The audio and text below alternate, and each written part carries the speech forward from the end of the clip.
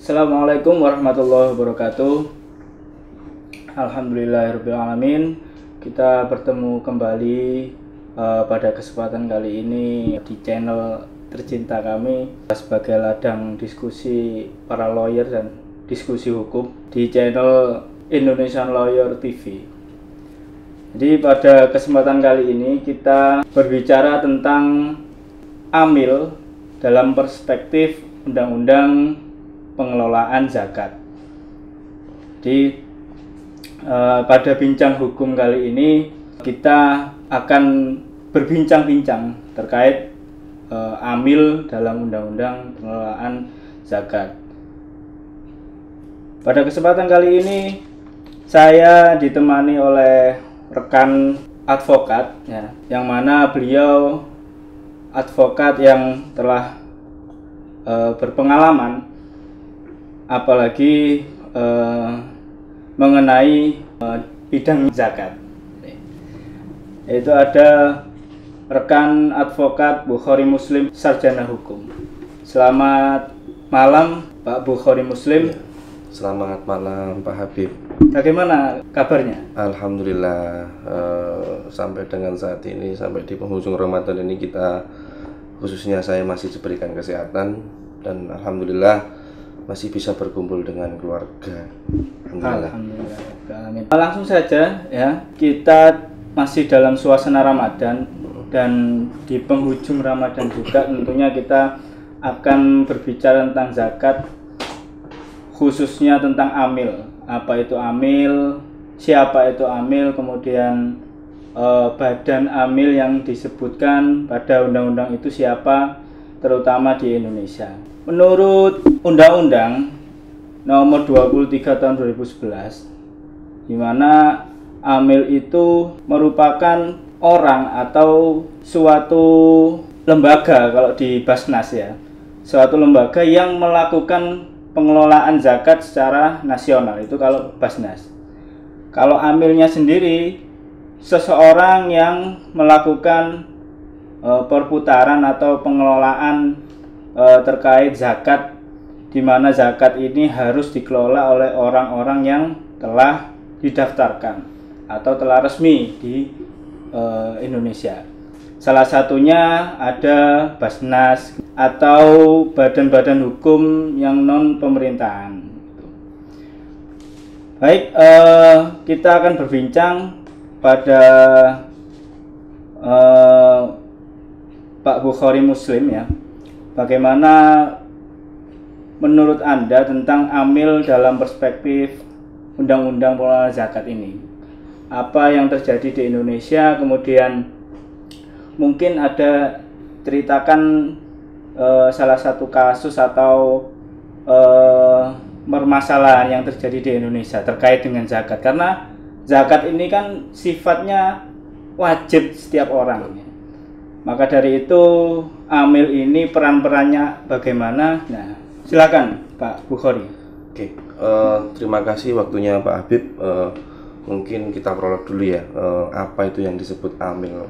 Jadi amil itu dalam hal ini adalah suatu orang yang dimana di situ telah ditunjuk atau telah diangkat atau telah digugurkan, biasanya itu dalam suatu lembaga amil zakat. Dia sebagai amil atau dia penghimpun zakat dari beberapa muzaki. Yang dalam hal ini ada siapa itu muzaki? Muzaki adalah orang yang dalam hal ini dan mengeluarkan zakat, mengeluarkan kewajibannya dia berzakat biasanya di luar dari setiap bulan Ramadan. Maka amil ini adalah orang yang menghimpun, yang melakukan pengelolaan zakat secara struktural, di mana biasanya ada lembaga amil zakat. Kalau dalam hal ini Basnas yang tadi disampaikan Pak Habib itu adalah lembaga lembaga pemerintah non struktural, yang di situ adalah dia ditunjuk dan diangkat oleh dikukuh oleh presiden sama menteri bahwa dia mengelola zakat seluruh Indonesia seperti itu. Nah, dalam hal ini siapakah amil itu? Amil adalah ya seseorang yang ditunjuk oleh lembaga untuk mengurusi zakat. Nah, di dalam fatwa MUI pun juga dalam fatwa MUI nomor 8 tahun 2011 tentang amil zakat dijelaskan bahwa zakat harus memenuhi syarat sebagai berikut. Amil maksudnya dalam hal ini adalah satu orang yang sudah akil balik atau sudah balik, tentunya orang Islam ya, jujur, punya ilmu dalam hukum zakat, tentunya dalam ilmu fikih terkait zakat seperti itu. Nah, kata amil pun juga disampaikan juga dalam suatu karya bahwa Imam Syafi'i pun berpendapat bahwa menyebutkan amil zakat adalah orang yang diangkat oleh wali atau penguasa untuk mengumpulkan zakat. Nah, dalam hal ini wali itu siapa? Penguasa itu siapa? Nah, kalau menurut saya penguasa itu adalah Amirul Mukminin, yaitu siapa? Pemerintah. Ya, sehingga pemerintah ini yaitu membuat suatu wadah untuk menghimpun zakat dari beberapa muzaki yang ada di Indonesia agar zakat tersebut tersampaikan, karena amil sendiri pun juga memiliki kewajiban untuk menyampaikan kepada beberapa masyarakat yang dalam hal ini yang membutuhkan zakat tersebut, sehingga pemerintah melalui Undang-Undang nomor tahun 2003 nomor 23 tahun 2011 ini, disitulah landasan hukum untuk mengatur badan amil zakat secara nasional seperti itu, Pak Habib. Nah, kemudian ketika semua syarat itu terpenuhi, ya, itu apa semua orang itu bisa mendaftarkan atau menyerahkan dirinya sebagai amil atau ada kriteria tertentu? Mungkin harus dari seleksi misalkan terkait dengan keilmuan tentang zakat atau bagaimana? Apa itu ada menurutnya? Nah, tentunya gini, Pak Habib, seseorang yang menjadi amil ini kan bukan orang yang sembarangan, bukan orang yang tidak tahu apa-apa sehingga dia bisa ditunjuk sebagai seorang amil, tidak. Baik. Tadi sudah tak sampaikan di awal tadi bahwa satu, dia adalah orang Islam, dia memahami ilmu fikih terhadap suatu zakat. Nah, kita nggak boleh sembarangan menunjuk orang itu sebagai amil. Tentunya dia harus melalui lembaga-lembaga tertentu dan itu pun harus melalui seleksi-seleksi. Jadi nggak sembarang kita menunjuk seorang menjadi amil seperti itu, atau tidak sembarangan orang akan menjadi amil, itu tidak sembarangan. Jadi di situ ada beberapa tahapan-tahapan yang harus ditempuh, karena itu untuk kedepannya bahwa zakat yang disampaikan ini diterima oleh orang yang benar-benar dia itu amil. Amil jangan disamakan ya, amil dengan panitia zakat itu berbeda. Nanti mungkin saya akan sampaikan apa itu panitia zakat, apa itu amil, seperti itu. Apa ada perbedaan di situ. Nah, kalau itu akan nanti saya ulas lebih lanjut seperti itu. Oh, berarti seorang amil ini ada satu asas amanah gitu ya. Betul. Harus amanah. Harus ada amanahnya. Nah, betul. Untuk mencapai amanah itu mungkin ada dari Basnas sendiri ada apa ciri-ciri atau kriteria syarat-syarat tertentu nggak untuk ini menerima seorang menjadi amil itu? Jadi gini, Pak, menyambung pembicaraan tadi bahwa memang seorang amil atau dalam hal ini badan amil zakat itu di dalam Undang-Undang nomor 23 tahun 2011 sudah ditentukan ada beberapa poin di situ. Salah satunya adalah satu, dia bersyariat Islam. Satu, yang nomor dua adalah dia amanah. Yang nomor tiga adalah dia memberikan kemanfaatan, keadilan, kepastian hukum, terintegrasi dan akuntabilitas. Tentunya harus terbuka dong, karena ini adalah zakat gitu loh. Bahkan terhadap informasi pun kita harus menyampaikan secara publik, karena ini adalah haknya seseorang seperti itu. Jadi amil ini juga harus memenuhi kriteria tersebut, Pak. Ya, meskipun amil itu juga mempunyai hak untuk salah satu dari 8 orang itu ya yang menerima. Betul. Tapi ada amanah itu yang mendahulukan orang lain selain amil sendiri. Takut menjadi kecemburuan. Betul. Karena gini, Pak, karena di dalam Undang-Undang Nomor 23 Tahun 2011 ini terkait pengelolaan zakat itu memang ada ketentuan pidana di situ. Makanya di situ ada syarat dia harus amanah. Nah, ketika amanah ini tidak disampaikan oleh si amil tersebut, maka dia dapat menjerat dirinya sendiri. Karena di situ ada ketentuan pidana di situ. Di situ ada pelanggaran juga ada ketentuan pidana. Seperti itu, Pak.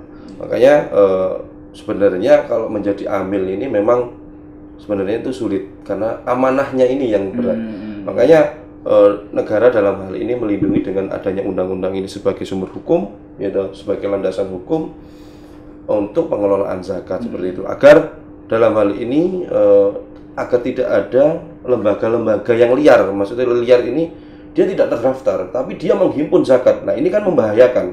Ya.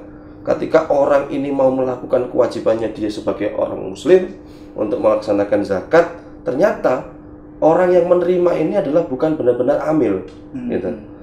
Bukan benar-benar amil yang dia menjalankan sebagaimana mestinya undang-undang ini. Tapi orang liar. Nah, bagaimana terhadap kewajiban kita seorang muslim menyampaikan zakat ternyata tidak disampaikan sama amil tersebut, gitu.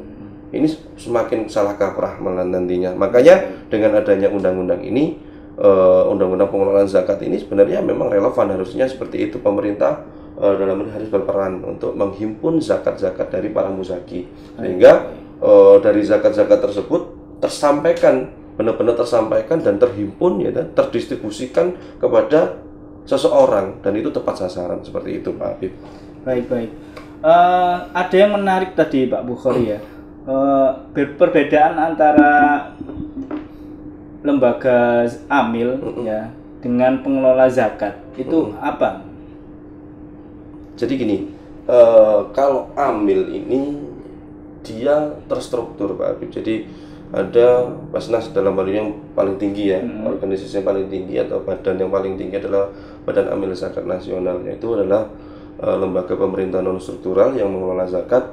Nah, di bawahnya itu, nah, Basnas ini tersebar di seluruh Indonesia, di setiap provinsi, ya, di setiap provinsi, di setiap kabupaten itu ada. Kecuali kalau kabupaten atau provinsi tersebut tidak bersedia adanya Basnas, mungkin di daerah tersebut sangat minoritas orang Muslim, sehingga pemerintah dalam hal ini pemerintah provinsi tidak menyarankan untuk adanya Basnas karena terlalu kecil lingkupnya, seperti itu. Nah, amil ini adalah induknya adalah Basnas. Di situ ada bawahnya lagi, yaitu lembaga amil zakat. Nah, lembaga amil zakat ini bawaan dari penggerak atau kepanjangan tangannya dari Basnas. Contoh misalkan ada, kalau di kalangan Muhammadiyah itu ada Lazismu, kalau di NU itu ada Lazisnu, dan berbagai macam, ada juga yatim mandiri dan lain sebagainya. Itu adalah salah satu bentuk dari lembaga amil zakat. Nah, lembaga amil zakat tersebut, ya, dia itu sudah mendapatkan rekomendasi dari Basnas, sehingga dia dapat menghimpun zakat dari beberapa muzaki. Nah, itulah di dalam Basnas itu ada beberapa lembaga-lembaga yang menghimpun zakat dari beberapa masyarakat di seluruh Indonesia. Salah satunya ada macam-macam lah, ada itu tadi yang saya sampaikan, ada Lazismu, ada Lazisnu, ada yatim mandiri dan lain sebagainya. Itu seperti itu, Pak Habib. Nah, perbedaannya apa? Apakah amil ini dengan panitia zakat itu berbeda? Kalau menurut saya memang berbeda. Nah, panitia zakat ini adalah seseorang yang dimana dia ini bukan ditunjuk atau diangkat atau dikukuhkan dari lembaga amil zakat, tapi dia perorangan. Misalkan contoh nih, ketika kita setiap di bulan Ramadan di setiap masjid itu pasti ada panitia zakat fitrah. Betul. Nah, panitia zakat fitrah ini sesungguhnya dia sebenarnya bukan amil, tapi dia panitia zakat. Nah, perbedaannya apa? Ketika kita seorang atau muzaki yang mengeluarkan zakat kepada panitia zakat atau amil, bedanya apa? Ketika menyampaikan zakat ini kepada amil, dia sudah gugur kewajibannya sebagai seorang muslim untuk mengeluarkan zakat. Walaupun zakat yang diterima oleh amil tersebut, misalkan dari lembaga amil zakat apa misalkan, ya, diterima oleh lembaga amil zakat, maka kewajibannya si muzaki ini sudah gugur. Walaupun zakat tersebut belum disampaikan kepada fuqara wal masakin, gitu, atau fakir miskin yang berhak menerimanya. Tapi kalau panitia zakat ini, gitu, kalau panitia zakat ketika seseorang muzaki menyampaikan zakatnya kepada panitia zakat dan itu belum disampaikan kepada amil fuqara wal masakin tadi yang saya sampaikan, maka kewajibannya dia belum selesai. Nah, inilah rawannya ketika panitia zakat yang sampai dengan saat ini banyak kan masyarakat masih belum tahu kan gitu. Bagaimana sih kita mengelola zakat yang baik dan benar? Harusnya itu panitia zakat atau kita harus ada SK atau pengukuhan dari lembaga amil zakat yang dimana telah terdaftar di Basnas. Seperti itu. Harusnya lembaga amil zakat dong. Betul. Agar ini kan pemerintah kan dalam hal ini kan untuk melindungi gitu loh. Benar-benar mengcover ini sesuai dengan syariat Islam atau tidak gitu loh. Nah, kalau panitia zakat itu ada di kelemahannya Mas Pak Habib. Ketika si muzaki ini mengeluarkan zakat tapi belum disampaikan kepada fuqara wal masakin atau orang-orang yang berhak itu, maka kewajibannya dia belum gugur. Gitu. Kalau disampaikan memang sudah gugur. Nah, itulah perbedaannya. Berarti harus memastikan dulu. Harus memastikan dulu. Nah, terus apakah orang yang disampaikan oleh panitia yang disampaikan zakatnya dari muzaki itu sudah benar kan? Nah, ini kan kita masih rancu. Banyak masyarakat yang belum memahami dan sampai dengan saat ini banyak masjid, musola, apapun ya, masih menggunakan panitia zakat. Padahal di sini banyak, di Indonesia itu banyak lembaga amil zakat sudah terdaftar kurang lebih hampir 100.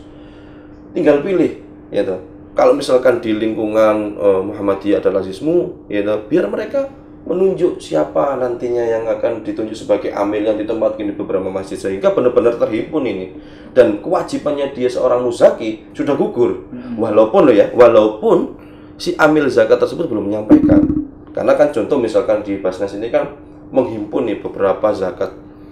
Kan kalau menyampaikan hanya sedikit kan bagaimana ya orang kan gitu.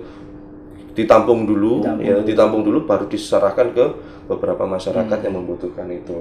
Lah, itulah perbedaannya dari panitia zakat dengan amil zakat. Berarti ada satu surat khusus atau SK ya untuk menjadikan amil itu benar-benar sah. Sah, betul.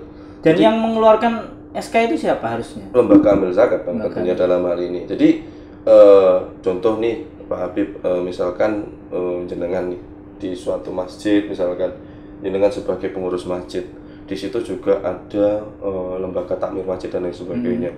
Di situ juga ada koordinator pengurusan zakat dan lain sebagainya, yang dimana dikoordinir oleh lembaga amil zakat. Nah, lembaga amil zakat inilah yang nantinya akan menunjuk Pak Habib sebagai amil. Dengan syarat apa? Dia harus dikukuhkan, dia harus diangkat sebagai amil agar perbuatannya Pak Habib ini, perbuatan jenengan ini nanti sah, menerima zakat, mengelola zakat, mendistribusikan zakat ini sah. Nah, kalau tidak ada SK atau tidak ada pengangkatan atau tidak ada pengukuhan dari lembaga amil zakat atau dari badan amil zakat, ini yang tidak sah. Oh iya. Kalau ini di suatu daerah itu ada masjid yang memang masjid besar lah, masjid besar, yang punya takmir dan lain sebagainya, itu mereka membuat SK amil sendiri begitu, tidak melalui badan amil zakat atau lazisnya, itu tidak melalui itu, dia mengeluarkan sendiri. Itu bagaimana statusnya amil itu? Nah, kalau menurut pendapat saya pribadi seperti ini Pak Habib, harusnya kan alangkah lebih baiknya itu kan melalui lembaga amil zakat. Nah, tadi yang saya sampaikan tadi, apa bedanya panitia zakat sama amil zakat? Dia sebenarnya sah-sah saja menghimpun zakat dari para muzaki, asalkan setelah itu dia menyampaikan clear, permasalahan itu selesai. Cuma kan dalam hal ini pemerintah ini kan dalam hal ini hati-hati gitu loh. Karena ini adalah kewajiban seseorang, gitu. Kewajiban seseorang melakukan zakat agar benar-benar tersampaikan dan amil ini benar-benar ini adalah sah gitu loh. nyatanya sampai dengan saat ini masih banyak lah. Makanya itu mungkin tugas kita ya ke depan menyampaikan kepada masyarakat, memberikan edukasi hukum kepada masyarakat agar mengetahui, agar dia secara legal itu sebagai amil zakat dan tidak membuat istilah panitia zakat lagi gitu loh. Toh apa sih susahnya seperti itu? Juga di situ ada lembaga-lembaga. Yang paling penting itu kan si muzaki ini datang kepada masjid gitu. Di situ sudah ada lembaga amil zakatnya. Dari lembaga zakat mana? Dari masjid ini berpisah sama dengan lembaga amil zakat ini, nantinya akan disampaikan ini gitu. Sebenarnya itu lebih baik sih. Nah, itulah tujuan pemerintah ke depan memang seperti itu. Makanya undang-undang ini masih belum berjalan semaksimal mungkin karena memang banyak mindset masyarakat itu yang sampai dengan saat ini itu masih memandang bahwa panitia zakat ini ya masih nggak masalah gitu loh. Karena timbulnya permasalahan itu sedikit. Iya betul. Efeknya nggak begitu banyak gitu. Cuma peran dari Basnas ini dan pengelola zakat ini sebenarnya sangat dibutuhkan oleh masyarakat sebenarnya. Betul. Cuman penerapannya di Indonesia masih kurang. Baik, kemudian ini terakhir Pak Bukhari Muslim ya. Jadi amil itu kan dibentuk oleh SK begitu ya. Jadi ada surat keputusan. Terus kemudian dia ini berstatus amil atau bertugas sebagai amil ini sampai kapan? Atau menurut SK atau hanya mendekati hari raya atau bulan-bulan puasa saja atau bagaimana? Nah, ini kalau kita mengacu pada undang-undang terkait pengelolaan zakat ini, Undang-Undang 23 tahun 2011 itu kalau dalam hal ini Basnas itu dia memiliki jangka waktu, Pak Habib. Jangka waktunya adalah 5 tahun di dalam undang-undang ini dan dia dapat dipilih kembali menjadi pengurus amil zakat nasional itu satu kali. Jadi jangka waktunya 5 tahun. Nah, tapi kalau dalam hal ini lembaga amil zakat ini sampai dengan SK itu berakhir, tergantung ditentukan dalam SK itu berapa lama. Nah, contoh misalkan kayak di masjid-masjid, kayak di lembaga amil zakat yang biasanya kan kita musiman ya di bulan Ramadan ini kan banyak orang zakat ya, padahal zakat itu kapanpun boleh kan? Kapanpun boleh. Masalah kan? Iya, masalah. Orang zakat, orang mau infak, mau sedekah kan sembarang, makanya dibebaskan waktunya kapan. Cuma dalam hal ini kalau di masjid-masjid itu biasanya itu ada jangka waktu, biasanya hanya beberapa lama saja, hanya beberapa minggu misalkan, setelah itu selesai gitu loh.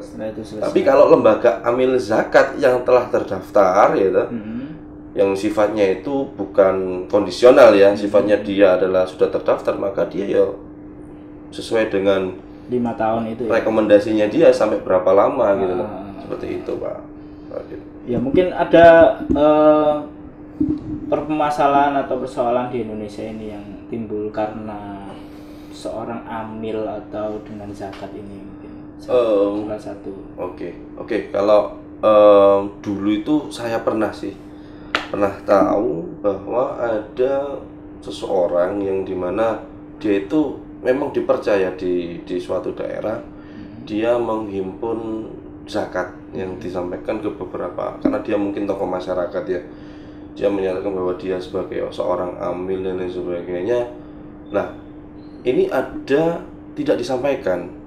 Nah, ini yang mungkin PR ke depan, agar undang-undang ini harus semaksimal mungkin kita terapkan agar kejadian-kejadian hal itu tidak terulang kembali. Sebenarnya banyak sih kejadian-kejadian itu, sehingga bahkan lembaga amil zakat yang telah terdaftar pun juga ada yang notabene dia nyeleweng dan sehingga rekomendasinya akan dicabut sama Basnas dan dia tidak boleh menghimpun lagi, itu ada juga seperti itu. Makanya hanya sebatas itu sanksinya dia ya. Iya. Karena ini rawat juga, Pak Habib. Ini kan kewajiban seseorang muslim kan ya, kita harus menyampaikan amanahnya. Ini yang sulit dari awal tadi kan, amanah ini yang paling sulit untuk menyampaikan ke beberapa masyarakat fuqara wal masakin yang membutuhkan itu. Seperti itu. Makanya jangan sampai ada kejadian-kejadian itu lagi. Makanya ini PR kita ke depan agar memberikan edukasi ke masyarakat agar tahu ini loh, ada Badan Amil Zakat Nasional atau lembaga amil zakat yang telah terdaftar. Disitulah kalian-kalian semua atau para muzaki dapat menyalurkan zakatnya seperti itu, agar tidak terjadi lagi orang-orang yang mengaku amil, membuka dan lain sebagainya ternyata tidak disampaikan. Gitu. Walaupun ya amil dalam hal ini dia punya hak juga di situ. Cuma ini loh, hak ini kan nantinya kemungkinan bisa diselewengkan. Iya, betul. Nah, dari situlah kita jangan sampai terjadi lagi di Indonesia ini seperti itu, Pak Habib. Ya, meskipun dari muzakinya sudah menyampaikan, kemudian kewajiban zakat dia sudah terpenuhi. Betul. Nah, untuk tanggung jawab si amil dengan pengelola zakat itu yang bagaimana kita harus pikirkan gitu ya. Nah, kalau kita kan sesuai dengan rule undang-undang ini, maka sudah jelas di situ ada ketentuan-ketentuan pidananya juga, ada pelanggarannya juga. Ketika seorang amil ini tidak amanah dan lain sebagainya, kita bisa melakukan proses hukum yang berlaku sesuai dengan undang-undang ini, gitu loh. Supaya ada payung hukumnya gitu loh, Pak, biar nggak liar. Betul. Makanya ke depan ini agar mungkin melalui channel YouTube ini saya juga menyampaikan closing statement juga untuk kita semua terkait amil ini. Betul. Ya, tentunya melalui channel YouTube ini saya menyampaikan kepada masyarakat seluruh Indonesia agar kita benar-benar memahami betul siapa sih amil yang sebenarnya, gitu. Dan di mana kita harus menyampaikan zakat kita, gitu. Agar kewajiban kita sebagai seorang muslim itu benar-benar tertunaikan, gugur untuk menyampaikan hal tersebut seperti itu. Jangan sampai kita percaya nih pada seseorang, ini misalkan ada info nih dari teman-teman, ini lembaga amil zakat bro, ya, bisa disampaikan di sini, wah ini pasti amanah ini. Ternyata bodong, ternyata dia bukan lembaga amil zakat yang terdaftar di Basnas. Ternyata dia liar. Nah, kita harus hati-hati. Dan itu pun ya, pemerintah pun terbuka, bahwa lembaga amil zakat yang terdaftar itu bisa kita cek secara online. Siapa saja lembaga amil zakat yang terdaftar sampai dengan saat ini. Nah, disitulah para muzaki bisa menyampaikan zakatnya, gitu. Dan itu sudah tersebar di seluruh Indonesia. Tinggal cari aja di online, kita ketik aja di pusat informasinya dari Basnas. Di situ muncul sudah lembaga amil zakat mana, dan di sini punya cabang di mana-mana. Silahkan seperti itu supaya benar-benar ini tersampaikan. Jangan sampai ada hal-hal yang terulang kembali, mungkin yang lalu dia mengaku-ngaku seorang amil ternyata tidak disampaikan. Nah, ini kan merugikan kita juga, gitu loh. Betul. Seperti itu, Pak Habib. Baik, saya rasa cukup ya Pak Bukhari Muslim. Tentunya kita harus sangat jeli terhadap siapa itu amil, kemudian kewajiban kita zakat itu tersalurkan kepada yang berhak menerima atau tidak. Ya, tentunya kita meningkatkan kualitas kita, wawasan kita terhadap undang-undang tentunya, dan beberapa kewajiban-kewajiban yang ada dalam zakat itu sendiri. Baik, terima kasih Pak Bukhari Muslim ya atas penyampaiannya. Sama-sama, Pak Habib. Ya, kita akan ketemu kembali mungkin di lain waktu, ya, di lain kesempatan juga, mungkin di lain tempat juga begitu. Yang pasti apa yang kita sampaikan, apa yang kita bincangkan untuk hari ini itu bermanfaat untuk kita semua. Amin. Baik, sekian dari saya Muhammad Habibur Rahman, advokat. Kita akan ketemu kembali di lain waktu. Jangan lupa subscribe dan like dan share. Nah, kalau Anda menyukai ya di like untuk video ini. Sekian dari saya, kurang lebihnya mohon maaf. Assalamualaikum warahmatullahi wabarakatuh. Assalamualaikum warahmatullahi wabarakatuh.